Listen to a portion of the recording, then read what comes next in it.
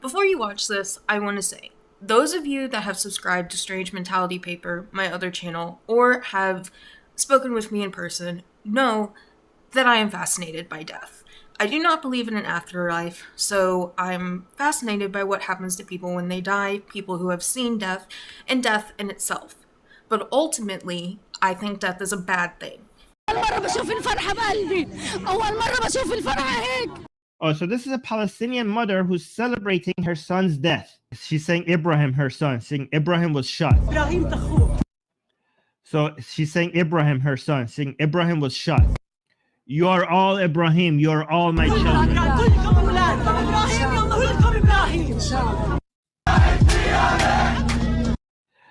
So all praise be to Allah.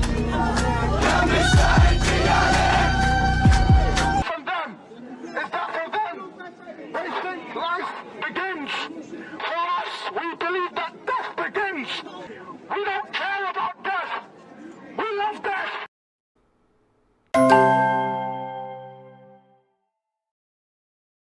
So today we are going to talk about an exclamation point by Kaveh Akbar. I only speak English and Espanol, so I don't speak. What is it they speak in Iran? Farsi? I don't speak Farsi, so forgive me. So this book is about a bisexual Iranian man named who is an alcoholic. He lost his mother when he was in the Iraq-Iran war, which is something I don't know that much about. Now I need to go read it. All I know is that America actually stayed out of it, unlike some other conflicts like Afghanistan and Vietnam. Like, America was actually hands-off, which kind of good. So it's about Cyrus, and bisexual who was described in the book as being as Muslim as a Catholic who only goes to Mass on Easter and Christmas. So he is what I would call a liberal Muslim, which is between a progressive and a moderate. So he lost his mother when he was very young. He has an uncle back in Iran who is suffering from PTSD, and clearly the main thematic subject is death, and specifically death through a Persian lens. Another thing I learned from this book is that Persians don't consider themselves Arabs. They consider themselves Persian. So that was an interesting thing to learn. But I had some big problems with this book, namely the style. If you don't know what style is the way the books look on page. I found the style a little bit cluttered, and I did not like that every point of view besides Cyrus's is in third person.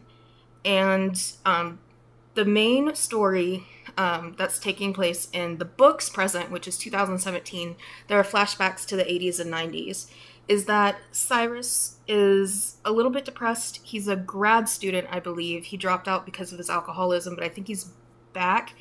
He is a poet. So we all know I was a creative writing major, but I was prose, not poetry. Never took a poetry class in college, and that is something I'm proud of. So he's a poet. He's on the opposite side of the spectrum here from we nonfiction people, although poetry and nonfiction is fairly similar, but I digress. So he's a poet, and he wants to write a piece about martyrs. So he's fascinated with death sort of in the same way I am, but I don't want to die. Cyrus wants to die. He wants to write his book of martyrs, and he will be the last martyr. So he learns in Brooklyn there is a woman who's Persian at one of the Brooklyn museums who's performing a piece called Death Speak, which is performance art. She's dying of lung cancer. And one thing I was grateful about of this book is the way it portrayed breast cancer, not lung cancer, is the way that it portrayed breast cancer, because in the United States, we have like the pink ribbon and the walks and everything. And I feel like it's kind of beautifying this terrible disease. And breast cancer is not beautiful. breast cancer kills people. It literally rots away your breast. When you're getting radiation therapy, your hair falls out. It's not beautiful. It's disgusting. It's death. So this was portrayed perfectly, in my opinion. It portrayed cancer for what it is. Terrible. So Cyrus goes in and he has these conversations with the Death Speak artist who's dying. She's a visual artist. He's a poet. And there is a twist with the artist that I saw coming yet did not see coming. I was very, very close when it came to guessing the twist. There are lots of flashbacks about Cyrus's family. He was raised by a single father, so we get his point of view, we get his disturbed uncle's point of view, and we even get the artist's point of view. And again, it's all written in first person except for Cyrus. Now, the only book that does that I kind of like push to the side and just sort of accept, well, there are two actually. One is the Outlander series. Everything in Outlander is third person except for one character's point of view. And that is because the first book, Outlander, the very first book, was only written from that one character who speaks in first person's point of view. And Diana Gabaldon, she said she wrote it for practice. She never really expected to show it to anybody. But then she sent it away and it got published. So when she moved on, she expanded on the world and she did third person because first person is never omnipotent. So things that the main character, the character who speaks in first person, wouldn't have seen, that's all in third person. And that's the same thing. And I mean, it's just weird. Like, why make the main character third person and everybody else, even the ones who are dead, speaking in, oh, whoa. So all the characters that in Martyr speak in first person are dead. Nice. Okay. Wow. So talking this out, revelation. Okay. Interesting. So that is interesting. Now that I have come to realize that, it does not bother me as much as it did while I was reading. So if I had realized that when I was reading, I think I could have looked past it. But the other book I mentioned is called Burial Rites, and so it's about the last woman to be executed, capital punishment, in Iceland, and there are multiple points of views in that, but only the woman who's going to be executed speaks first person present tense, because everything is happening to her now. So I kind of excused that. But back to Martyr. What I did not like about it, what knocked it down from 5 to 4 stars, the ending. The ending is ambiguous, which I love, but it was also happy. It was happy. The characters were happy, even though there's like this hallucinogenic sort of psychedelic magical realism on the last few pages that at first you think is metaphorical, and then you kind of realize, oh wait, this is really happening from his point of view. He's really saying what we are saying. And just the point that his emotions were not ambiguous. He was very happy. He had found love. He felt loved. He no longer wanted to die.